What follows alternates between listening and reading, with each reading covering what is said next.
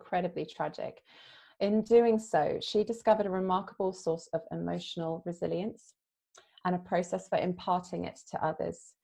So while Janetta has been associated with several headline stories, including counseling the mother of a highly publicized teenage cyberbullying suicide and assisting victims of terrorist attacks, she is inspired to help people with processing their day-to-day challenges.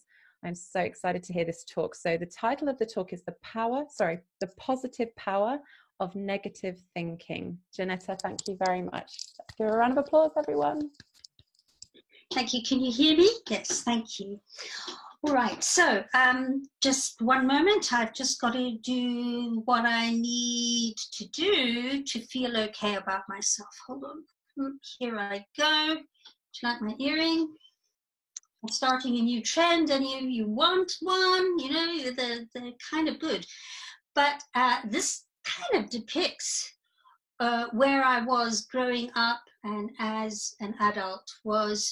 It was always remarked, this amazing smile I have. I mean, Joe, you talking about a face that you put on and always a smile and always being positive and always out to make sure that the most positive outcomes come out of whatever it was I did in my life. And you can see that it's kind of like, here, I could sit here for the rest of this talk talking like this because I'm positive on this side and I'm only wearing one earring. So we're in a world, especially in the Western world, where we're kind of addicted to being positive. It's an addiction. And it actually started 160 years ago, really amusingly, by a man called Sam Smiles. His name was Mr. Smiles.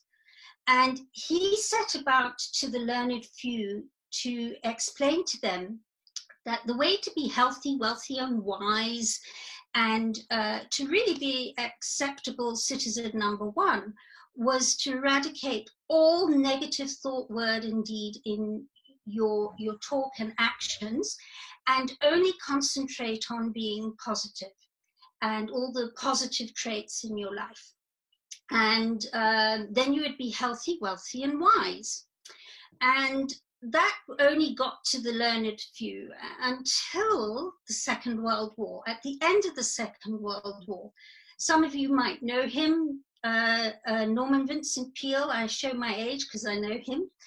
But Norman Vincent Peale wrote a book called The Power of Positive Thinking in 1952.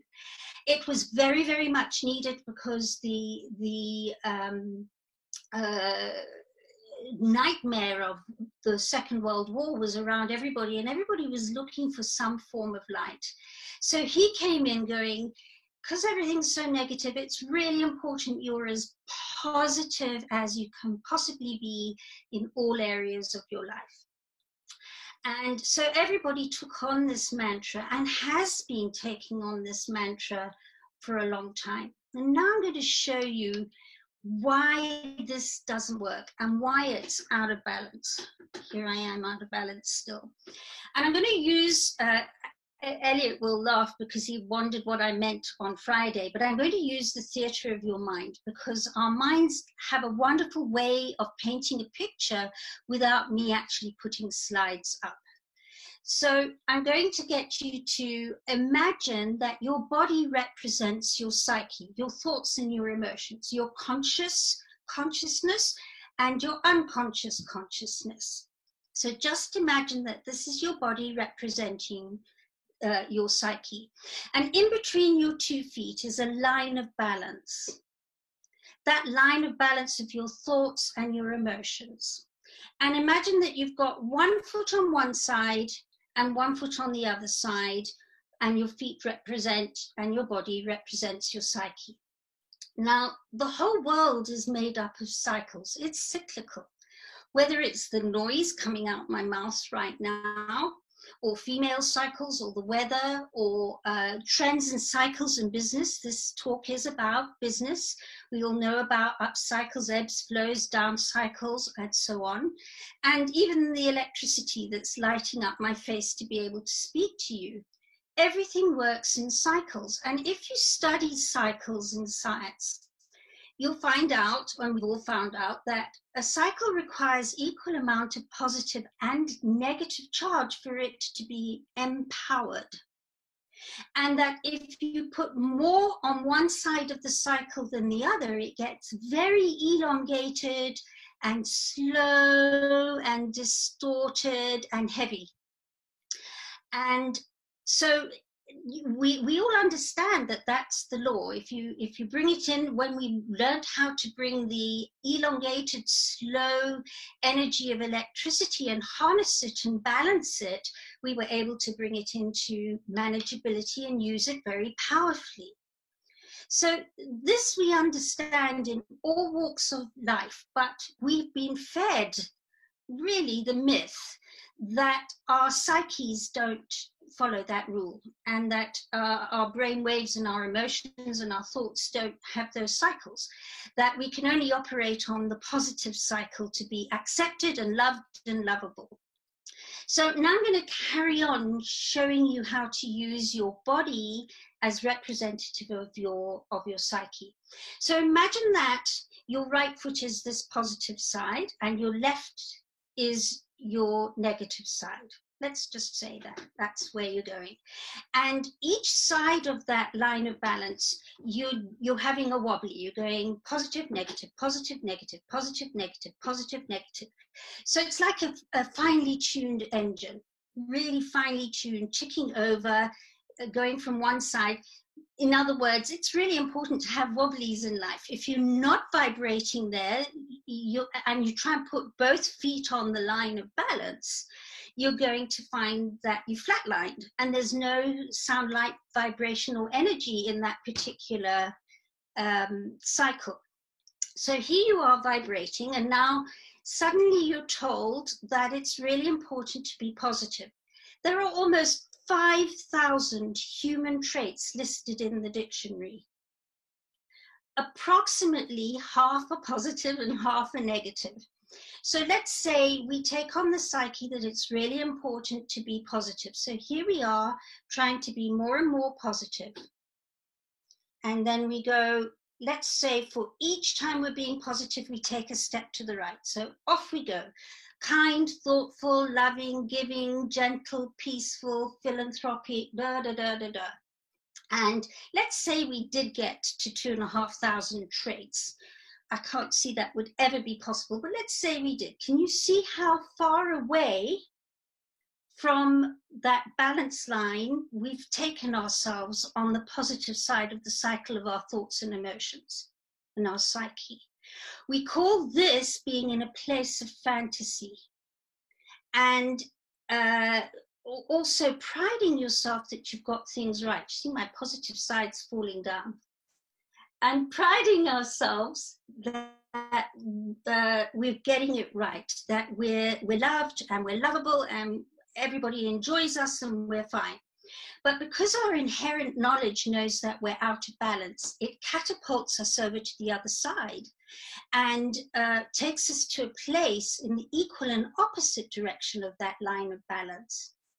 And there we go into a place of nightmare and guilt and shame for not being able to meet the standards that we had set ourselves on the other side. And the more you try to be more positive or more negative, so your Gothic type of people who have become very attached to feeling negative and down, or your very hyper people who, by example, me, was always positive, big smile, la la la la la. So I was more attached to being that. The more you try and be more one side than the other, the more you polarize yourself from this line of center, and the more bipolar you become. And so what happens is when you find the skills and techniques to be able to reverse those polarities, so you bring in your positive and your negative thoughts and feelings into a place of centered manageability, what happens is, if you keep on drawing that drawing in your mind, you create two half-wave cycles on that line of balance. When you get to the top of that figure S, you create what we call in science a photon. And photon in Greek means light. And you become lighter. I watch people I work with suddenly go, oh my word, I never thought of it that way before. I've never felt their bodies change, their brain changes, everything changes in an instant when they have this photon moment, which I call an epiphany moment. And so what happens is, the next thing that you're most charged up about, you've now got the skills and techniques to start reversing the polarity on that particular charge, to create another half-wave cycle to another epiphany moment, and again. So it's giving permission to allow all the things that you buried, the thoughts and feelings that are charged inside you, to come up safely and use these really valuable skills. And in fact, the whole of your diagram is topped by the infinity sign, as you understand that doing this is a never-ending story. So I call it going to mental and emotional daily gym. So that's basically it in a nutshell, is understanding that there is equal value in being negative as there is disservice, and there's equal disservice in being positive as there is value. So how do we get to here so that I end up and you end up with 2 earrings? There we go. I look like a battery now. Okay, so how do you do that? Well, I'm going to today give you just a couple of steps to help you on, especially in these times, on how to start looking at things positively in a different way, and how to embrace the negative in a positive way. So the first thing that I would suggest is that you look at what you would normally do. What has worked in a day? So say you've had the most awful day. At the moment, you're having perhaps the most awful time. So you do what everybody else does, which is, oh, okay, I'm going to list what did work. You know, my husband was really loving and did some thoughtful things to me and for me, and you know, that list of what did work, that's not relevant to what didn't work.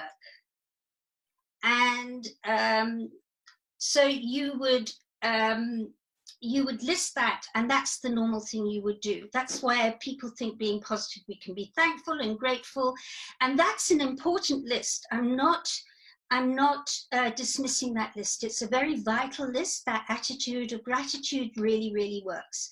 But your next step takes you out of a comfort zone, and you start listing in your next step what's not worked. So you start going, okay, I lost a project today. I lost a project because I'm not at the office. I'm working from home. And that project was supposed to be out in the open and nobody can get there. So I've lost that. It could be that I had an argument with my boss and they are so bombastic and awful. And so you carry on writing what didn't work in that day. And you put your first list away, which you can do with ease. And now you're going to do, because the secret now is to look into each item you've listed that didn't work in that day. And I'm giving you the simple start of this. This gets far more deeper with time, but these are the first simple steps. So you start listing what didn't work, and then asking yourself, so, okay, this project fell through because it happened and it enabled me to use my problem-solving skills. So you start listing where it served you. After you've, maybe it's the project that's the one that's got the most charge for you. And then you could say, in actual fact, it pushed me to reach out to a friend who thinks on the same level as me, who has very good ideas, and we we started brainstorming, and now new out-of-the-box ideas have come from it, and it's pushed us to start renegotiating the project and helped us to sharpen our negotiation skills. Oh, and I used my negotiation skills when I was dealing with this client today. I came out with some real pearls of wisdom in my communication skills, and when I got home, I used it on my 9-year-old son. So if that project had gone on as planned, there would have been the list of where it had served. So this is not saying that wouldn't serve. But what you're now doing is seeing where you get skills, techniques, experience, and exposure. And we use 7 life areas, which I would love to share with you in another opportunity with more time to expand. But we use 7 life areas, and then you start seeing what skills, techniques, experience, and exposure this has given to you, and where it's had a knock-on effect in all other areas of your life. So if the plan of action I originally had that was so dependent on had occurred and had run smoothly, I'd have lost out on the ability to talk differently to my son. I'd have lost out on the ability to draw closer and have new communication skills with this colleague. And I wouldn't have had those experiences and that exposure.